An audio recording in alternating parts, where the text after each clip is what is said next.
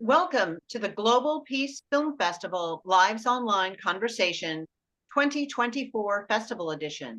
Please join me, Kelly Devine, the head programmer, and Nina Strike, founder and festival director, in conversation with Amy Nicholson, director of the film Happy Campers, which you can see as a part of our upcoming lineup in September. Our in-person programming begins September 17th and runs through September 22nd. Our virtual programming begins September 23rd and ends on the 29th.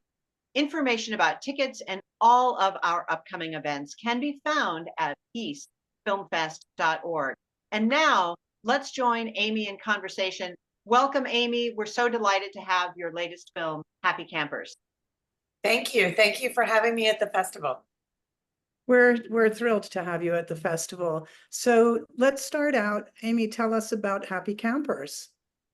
Well, Happy Campers is a chronicle of the final summer of a very distinct community down on the eastern shore of Virginia. And on the eastern shore of Virginia, there's an island called Chincoteague, and it is basically a fishing community, but in the summer, it is a very lovely place to go visit if you're from Maryland or Virginia or Delaware, or even as far away as Jersey and Pennsylvania. And there are family campgrounds on the island. And Inlet View was the campground that I moved into and found the most amazing community there until the day that we got a letter saying that developers had looked at the property. And so Happy Campers is the chronicle of this last season at Inlet View. So Amy, you've sort of already answered how you came to know about this particular story, which is great. And by the way, side note, Chincoteague for me, as a girl obsessed with horses when I was growing up, was all about those ponies. Yes. Marguerite Henry's book, Misty, we all read it when we were kids, I think all young girls go through a horsey phase and, obsessed with ponies. And yeah, it's still like that. And you can see the original Misty. She has been taxidermied. And there's a Misty down on Chincoteague, and I think she's at the Chincoteague Museum. That's amazing. That's amazing. But what made you decide to turn this into a film? Well, I stumbled into Inlet View many years ago. I was taking pictures. I have an old Hasselblad, box camera, and I was out taking pictures in the winter. And I went in there and I just saw these tiny houses that Dwell magazine would not approve of. They're basically campers with lots of stuff added on, and they're very kitschy, and people have tiki bars, and they've mounted crabs on the side, or a mermaid, or pelicans, but they all looked so cozy, and they're 10 feet apart because they're camper trailers. And I just thought, wow, what a great community. People must really like each other if they're willing to pack in here in the summer. And there weren't that many people that lived there during the winter, so I was able to poke around. And then I kind of forgot about it. But my dad lives not too far from there, on the Eastern Shore, but up the road a ways. And one summer we were visiting him, and we were on the island having lunch, and I said, drive into that campground. And oh boy, when you see it full of people, it's so wonderful. It's just you go in there and you're in your own bubble. You're in a snow globe of a place, and it's just fantastic. And so we rented a cabin to see what it was like. And the first night I went out and walked around, I met all of our neighbors. It was amazing. They just were so open, and it was kind of the rule there that you had to be open and a good neighbor and friendly and inviting. And if you weren't, you didn't really last there very long, because you kind of had to like people to be in there. And because I do, it was fantastic. It really is. You really have captured magic, and anyone who sees this film, I think, is going to be kind of dazzled by the because community is so ephemeral, and yet you manage to capture it without crimping it in any way. You really just let it sparkle in its own organic way. So I really applaud you for that. It's your relationship with and your respect for their community really shows itself. I'm curious. Oftentimes, making films, you start off with one set of ideas going in, and you find surprises along the way. And the same can be said for audiences who approach a topic, who can be surprised along the way. You want to talk about any of those surprises that might be in store? Yes. Well, I mean, to go back to your previous question, which I'm not really sure I fully answered, when I first went in there, I was, because I had taken pictures, I thought, oh, maybe this, you always think maybe this could be a film, and maybe this would be a really lovely portrait of community. And because that, like I said, the first night, it just hits you. People are so lovely and open and friendly. But it wasn't until we got a letter saying that and by this time I had bought a trailer, I had fixed it up, we had a great spot, I had fell in love with everyone. When we got that letter, I thought, wow, no one's ever going to know what this place was like.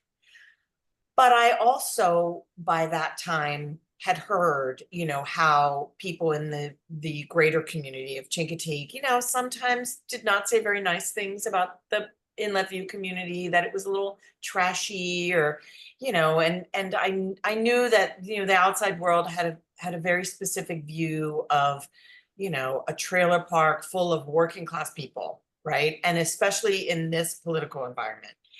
And I think when we built the film, you know, I interviewed a lot of people that were there, and we all had funny stories. Like I had a funny story about the first night I spent in our cabin when we rented the cabin, and there were no screens, so flies came in, and it was just hilarious. And then there was a big storm, and the place was surrounded with water because it's all at sea level. And I thought, oh, we're going to get electrocuted, like it was just one of those, experiences. And so when I started asking people, I would say, well, what was your first impression?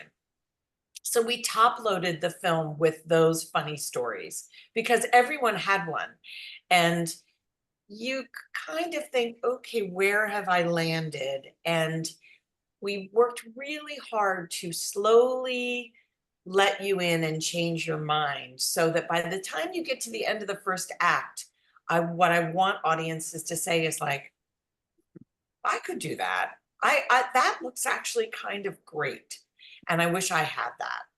So that by the time you get to the heartache part, and spoiler alert, there's a little bit of heartache. By the time you get to that part, you're as invested as the residents were. And I think people will definitely get there on that journey. You've constructed this film so beautifully. And but speaking of community again, um, Global Peace's mission is centered on community, on bringing people films and other types of programming that demonstrate models of peace, a very broad definition of peace that's encompassing all kinds of topics. And so we often hope that when our audiences come to our films, that unlike a traditional film festival, which begins when the lights come down, that we think the work of our film festival really begins when the lights go up. And people have just seen something inspiring and they're leaning forward in their seat saying, what can I do? So, can you speak to some of the things that you hope people will take away or can do coming out of seeing Happy Campers? Absolutely. It does not surprise me that, in some previous screenings and, some critics and some interviews that I've done, that there are some people that walk away from it and say, wow, it really kind of bridges the divide. That would be amazing. I would love that. I would love if, even if, and it's impossible not to approach anything without your own preconceived ideas. It's impossible. But I hope that when audiences walk away, they think, wow, it wasn't what I thought. And I should think about that. So that's the first thing. I should think about that. I should think about how my mind was in one place and I left with my mind in another place, especially because I hope it creates empathy for a situation that anybody could be in, rich or poor. I mean, there's always another level on top of you waiting to push you out in the world of capitalism. There's always the next guy, So I certainly hope that it creates empathy for anyone who's in that kind of situation, and that people, you know, um, fight for each other a little bit more, I think. So there's that. But somebody asked me recently what was the message of the film, and I stole it from Tammy. And Tammy is one of the women that you see throughout the film, and she was somebody who was very much a fixture in the campground. And in the film, she feeds the stray cats, and then she says, I don't want a colony of feral cats, but somebody's got to feed these cats, and she's very funny. And I just fell in love with her. And when I interviewed her, we were talking about just what it means to be in a camper and just not have a lot, And she said something that always sticks with me, that I think I want that to be the tagline of the film. And she said, "You don't need all that."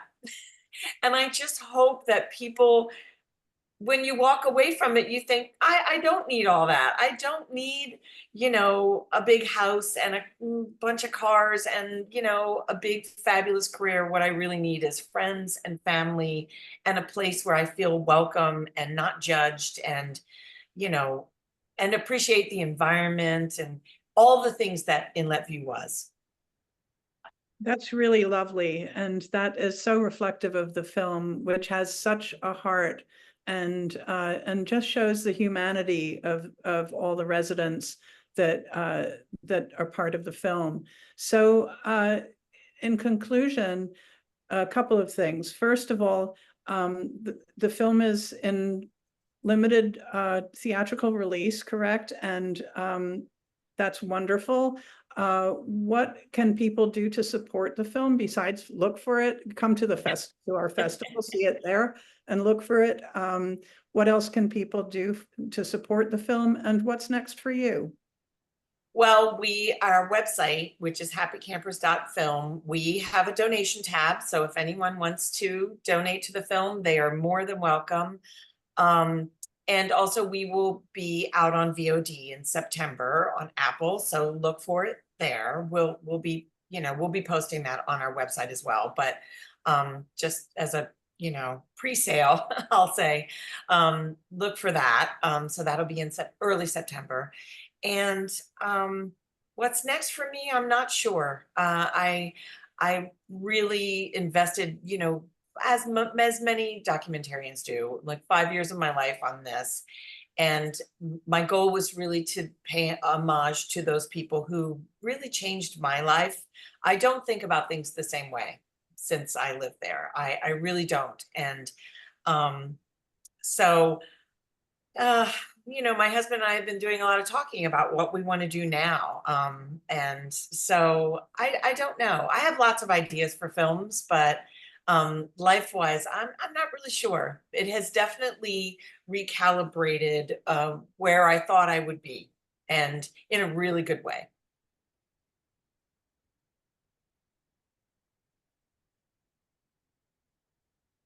Well, thank you, Amy. Kelly seems to have dropped off. Oh, here she is. Kelly, She's there. She's alive. I teleported into another dimension of time for a second. You want to do the wrap up, Kelly? Sure. Amy, that's an amazing sentiment to end on. So thank you for this conversation, and thank you for this beautiful film. Encourage everyone out there listening and watching this particular interview to seek it out, whether it's on VOD coming up in September, if it's in your city in limited release, or if you're in the Central Florida area, please do come and see this film in person on a big screen. You will be rewarded mightily. So again, we've been talking to Amy Nicholson, director of Happy Campers. You can find out all the information and hopefully donate to help an independent filmmaker get these incredible films out in a challenging environment. Go to happycampers.film. And if you want to catch up with Amy and the film on social media, at happycampersdoc is the handle to look for. And again, our festival will begin September 17th, running through the 22nd for all of our in-person programming. Our virtual programming begins September 23rd and ends the 29th. All of our ticketing and event information can be found on peacefilmfest.org. Thank you again for tuning in, and we will see you at the next Glow.